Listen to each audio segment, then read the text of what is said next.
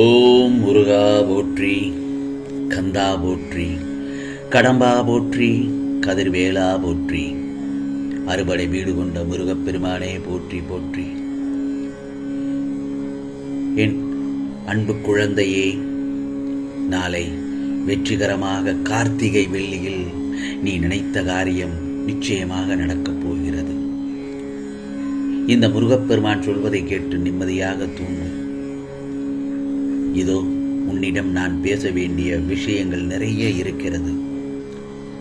எப்போதும் என் செல்ல பிள்ளை, நீ தாய் தந்தை சொல்வதை கேட்பவர்தானே. நீ அப்போ இந்த முருகப்பெருமான் சொல்வதை செவி கொடுத்து கூர்ந்து கவனமாக கேள். நான் என்ன சொல்கிறேன் என்றால், எவ்வளவு துன்பம் வந்தாலும் அதை சமாளித்து தைரியமாக இருக்கிறாய் என்பதை நினைத்து நான் பெருமிதம் அடைகிறேன். அதே பட்சத்தில் பொறுப்பாகவும் தெளிவாகவும் முடிவெடுக்கும் நீ ஏன் உன் பிரச்சனைகளை நினைத்து இப்போது உன் நிம்மதியை கெடுத்துக் கொள்கிறாய்? மற்றவர்கள் மேல் எரிச்சல் பட்டு வாழ்க்கையே ரணமாக்கி வைத்துள்ளாய். அது எனக்கு நன்றாக தெரியும். அதை எப்படி சரி செய்வது என்று தெரியாமல் இருண்ட காட்டில் நுழைந்தது போல் இருக்கிறாய். இப்படி இருப்பதால் தான் உனக்கு வாழ்க்கையே நரகமாக தெரிகிறது. பயப்படாதே. உன் முருகப்பெருமான் உன் பிரச்சனைகளை பார்த்து கொள்ள மாட்டேனா என்ன? உனக்கு ஒருவரை பிடிக்கவில்லை என்றாலோ, அவர்கள் செய்த காரியம் பிடிக்கவில்லை என்றாலோ அவர்களை விட்டு விலகிவிடு என்று உன்னிடம் பலமுறை கூறியிருக்கிறேன். அதே பட்சத்தில் உன்னை காயப்படுத்தும் ஒரு விஷயம் பிடிக்கவில்லை என்றால் அவற்றின் நினைவுகளை மனதிலிருந்து அறவே துடைத்து விடு. அதை விட்டுவிட்டு நீயோ மனதிற்குள் பிடிக்காமல் அவர்களை ஏற்றுக்கொள்கிறாய். அது உனக்கு நீயே செய்யும் அநியாயம்தான். உனக்குள் நீயே வேஷம் போடுகிறாய். ஏன்? அது உனக்கு முற்றிலும் நிம்மதியே தரவே தராது. மனதிற்கு பிடிக்காமல் பழகுவதனால் மற்றவர்களுக்கு நிம்மதியில்லாத சூழலையே தான் உருவாக்கும். அதற்கு பதில் நீ அவர்களை விட்டு விலகி நகன்று விடுவதே மிகவும் நல்லது. அமைதியாக விலகி போவதில் தவறே இல்லை. ஆனால் அந்த அமைதியை அவர்கள் ஏற்க முடியாமல் இருப்பார்கள். காரணம், அவர்கள் உன்னிடம் பேசி பழகிவிட்டார்கள். உன்னை விட்டு விலக நினைத்தாலும் உன்னை காயப்படுத்த தொடர்ந்து பழகி கொண்டேதான் இருப்பார்கள். உனக்கு பிடித்த மாதிரி எல்லோரும் இருக்க மாட்டார்கள். சண்டை போட்டால் அமைதியாக விலகிக்கொள், அது தவறில்லை. அவர்களுக்கு உன்னை விட்டு சென்றதாக தோன்றும். நீ அமைதியாக இருப்பதால் அவர்களுக்கே அவர்கள் தவறு செய்து விட்டோம் என்ற உணர்வு வரத் தொடங்கும். நான் சொல்வதை புரிந்து நடக்க கற்றுக்கொள். உன் கவலைகளுக்கான மூல காரணமே யாரிடமும் அதிக உரிமையுடன் பழகுவதுதான். ஆகவே எதிலும் சற்று இடைவெளி விட்டு பழகினால் துன்பத்திற்கே இடமில்லை. நீ தேடி சென்ற காலம் விலகி அனைத்தும் உன்னை தேடி உன் வருகைக்காக காத்திருக்கும் நேரம் இதோ உனக்கு வந்துவிட்டது. நாளைய பொழுதிலிருந்து உனக்கானது நல்ல காலம் ஆரம்பித்து விடும். என் செல்லமே, மனம் தளராமல் இரு.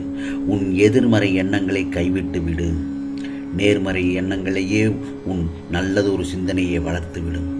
பிறகு நிச்சயம் உன் வாழ்க்கை வண்ணமயமாக மாறிவிடும். அடுத்தவர்களால் உனக்கு நன்மை எதுவும் இல்லை என்பதை நினைக்கச் செய்யவே இன்று உனக்கு நான் நிறைய அறிவுரைகளை கூறியுள்ளேன். இந்த முருகப்பெருமான் சொல்வதை கேட்டு நட. வெகுளியாக இருந்து விடாதே. உனது அன்பு குணத்தை, அப்பாவி குணத்தை அவர்கள் தெரிந்து கொண்டார்கள். பொருளையும் நம்பிக்கையும் நீ இழந்து விட்டாய். அந்த கெட்ட காலங்களை நினைத்து பார்க்க வேண்டாம். அவையெல்லாம் பஞ்சமெத்தையில் உனக்காக வைக்கப்பட்ட முட்களைப் போல குத்தி கொண்டிருந்தவைதான். இப்பொழுது காலங்கள் எல்லாம் மாறிவிட்டன என் செல்லமே. இனி வருவது எல்லாம் உனக்கான நல்ல காலம்தான். இதோ உன் கையை பிடித்து தூக்கி நிறுத்துகிறேன். உலகில் உண்மையான உறவு என்னை தவிர வேறு யாரும் இல்லை என்பதை நீ புரிந்து கொள்ள வேண்டும் என்பதற்காகத்தான் பொய்யான உறவுகளை உனக்காக விலக்கி வைத்தேன்.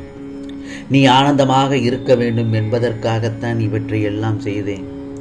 ஆனந்தம் மன மகிழ்ச்சியை தரும். உனது கோரிக்கைகள் அனைத்தும் நிறைவேறிய பிறகுதானே மன மகிழ்ச்சி வருகிறது. அதனால்தான் சொல்கிறேன், உனது கோரிக்கைகள் அனைத்தும் நிறைவேற்றி நலமாக வைத்துக்கொள்ள முயன்று கொண்டிருக்கிறேன் என் செல்ல பிள்ளைக்கு. கவலைகளை எல்லாம் மறந்து என் மடியில் நீ நிம்மதியாக ஓய்விடு. இந்த முருகப்பெருமான் நான் இருக்கிறேன் உனக்கு. ஒரு நிமிடம் கூட விடாமல் உன்னை காத்துக்கொள்கிறேன். கண்டிப்பாக உன் கனவை பூர்த்தி செய்யப்பட்டு ஆசீர்வாதங்கள் வழங்கும் நாள் வெகு தூரத்தில் இல்லை. நாளைய கார்த்திகை திங்களில் உனக்கான நல்லதொரு பதிலை சொல்வதற்காகத்தான் உன் முருகப்பெருமான் காத்து கொண்டிருக்கிறேன். உன் உன்னதமான நம்பிக்கை பொறுமையை நான் அறிவேன். உன் சந்தோஷத்தில் என் சந்தோஷமும் உன் துயரத்தில் என் கண்ணீரும் இருக்கிறது. உன் சண்டையில் என் மீது கொண்ட உரிமை தெரிகிறது. அட்டம் பிடிக்கும் போது உனக்கான நல்லது கெட்டது தெரிய வேண்டும் என்ற பொறுப்பு எனக்கு உள்ளது. இன்னும் சற்று தினங்களில் நீ எதையெல்லாம் எதிர்பார்த்து இருக்கிறாயோ நிச்சயமாக உன்னை தேடி வரச் செய்வேன். நீ நினைத்ததெல்லாம் நடக்குமா நடக்காதா? ஆம் செல்லமே, நிச்சயமாக நடக்கும். நாளைய பொழுது நல்ல பொழுதாகத்தான் விடிந்து நீ கேட்டதையெல்லாம் உன் முருகப்பெருமான் உனக்கு செய்து கொடுப்பதற்காகத்தான் நான் காத்து கொண்டிருக்கிறேன். இதோ நீ இழந்ததையெல்லாம் திரும்ப பெறப்போகிறாய். நாளைய பொழுதில் உனக்குள் உள்ள சிக்கல்கள் எல்லாம் தீரப்போகிறது. பனி போல் விலகப் போகிறது. சோதனை கட்டத்தையே கடக்கப் போகிறாய். எல்லா செல்வங்களும் உன்னை வந்து சேரும்.